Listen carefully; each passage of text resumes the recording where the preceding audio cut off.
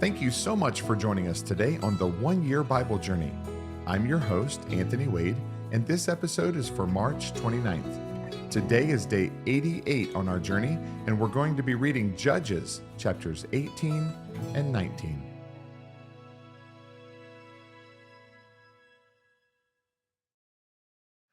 Judges chapter 18. In those days there was no king in Israel. And in those days the tribe of the Danites was seeking an inheritance for itself to dwell in. For until that day their inheritance among the tribes of Israel had not fallen to them. So the children of Dan sent 5 men of their family from their territory, men of valor from Zorah and Eshtaol, to spy out the land and search it. They said to them, "Go, search the land." So they went to the mountains of Ephraim, to the house of Micah, and lodged there. While they were at the house of Micah, they recognized the voice of the young Levite.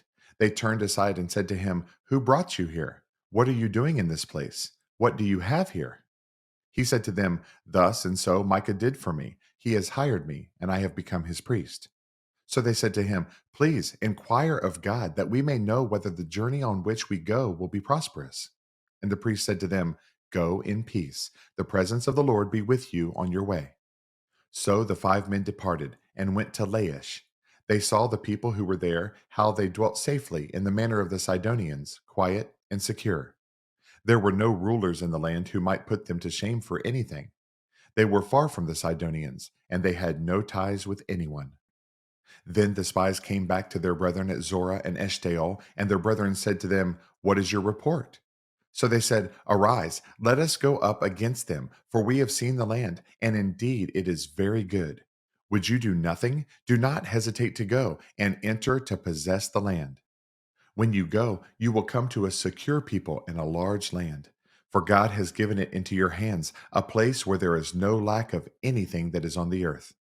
And 600 men of the family of the Danites went from there, from Zorah and Eshtaol, armed with weapons of war.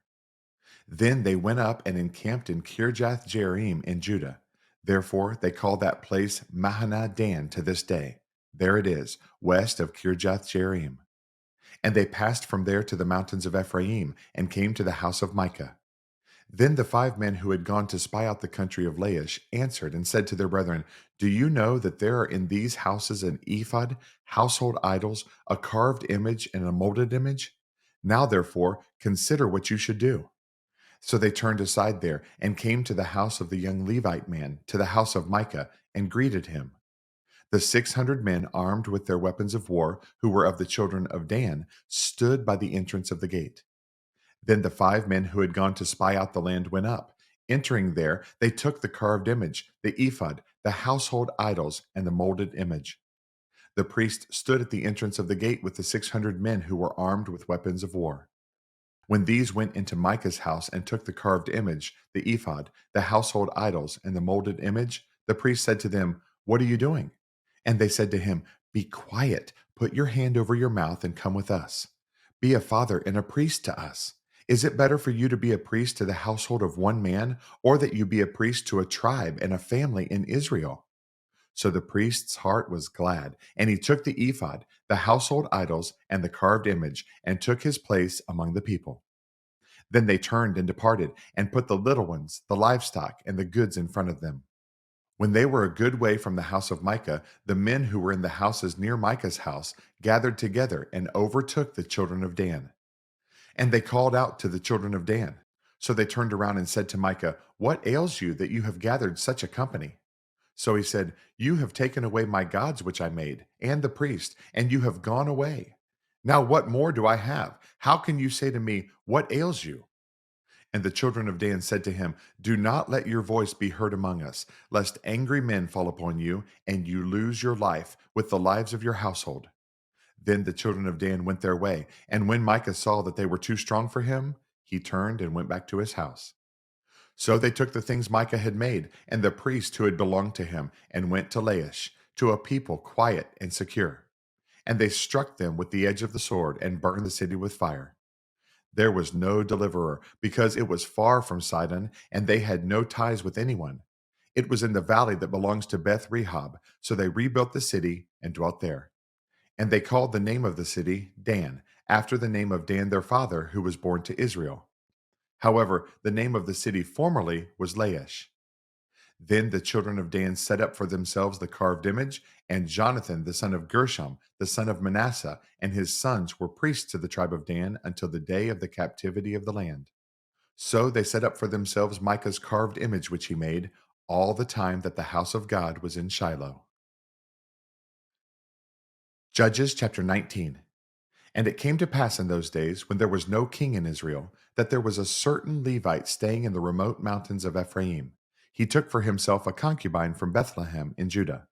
But his concubine played the harlot against him, and went away from him to her father's house at Bethlehem in Judah, and was there 4 whole months. Then her husband arose and went after her, to speak kindly to her and bring her back, having sent his servant and a couple of donkeys with him. So she brought him into her father's house, and when the father of the young woman saw him, he was glad to meet him. Now his father in law, the young woman's father, detained him, and he stayed with him 3 days. So they ate and drank and lodged there. Then it came to pass on the fourth day that they arose early in the morning, and he stood to depart. But the young woman's father said to his son in law, refresh your heart with a morsel of bread, and afterward go your way. So they sat down, and the two of them ate and drank together. Then the young woman's father said to the man, please be content to stay all night, and let your heart be merry. And when the man stood to depart, his father in law urged him. So he lodged there again.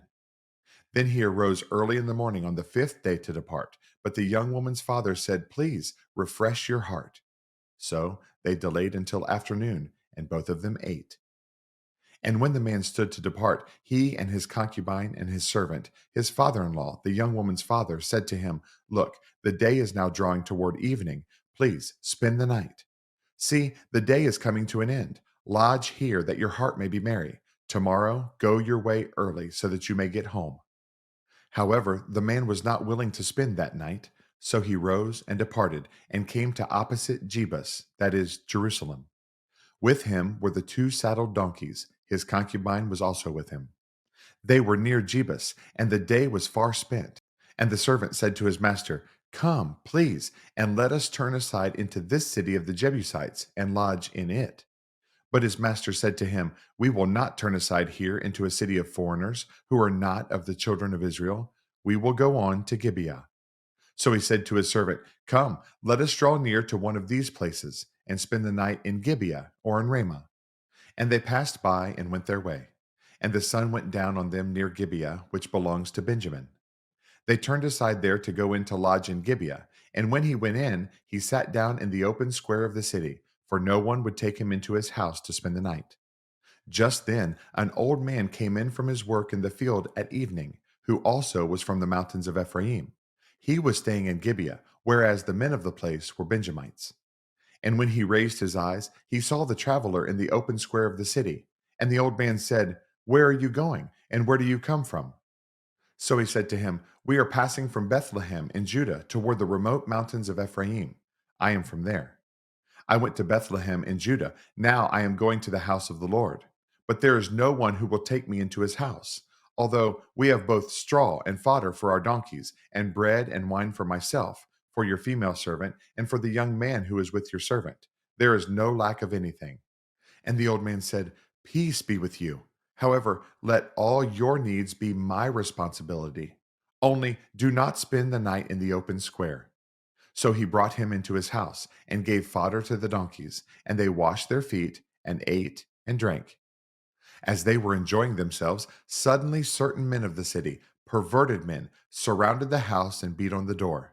They spoke to the master of the house, the old man, saying, bring out the man who came to your house, that we may know him carnally. But the man, the master of the house, went out to them and said to them, no, my brethren, I beg you, do not act so wickedly. Seeing this man has come into my house, do not commit this outrage. Look, here is my virgin daughter and the man's concubine. Let me bring them out now. Humble them and do with them as you please, but to this man do not do such a vile thing. But the men would not heed him. So the man took his concubine and brought her out to them. And they knew her and abused her all night until morning. And when the day began to break, they let her go. Then the woman came as the day was dawning and fell down at the door of the man's house where her master was. till it was light.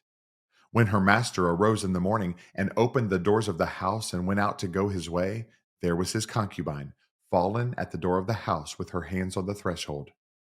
And he said to her, "Get up and let us be going." But there was no answer. So the man lifted her onto the donkey, and the man got up and went to his place. When he entered his house, he took a knife, laid hold of his concubine, and divided her into 12 pieces, limb by limb, and sent her throughout all the territory of Israel. And so it was that all who saw it said, "No such deed has been done or seen from the day that the children of Israel came up from the land of Egypt until this day. Consider it, confer, and speak up." Thanks again for joining us on this amazing journey through the Bible. For additional resources to help you grow in your walk of faith, please visit our website at anthonywade.org. Have a blessed day, and remember that Jesus is Lord and you are complete in Him.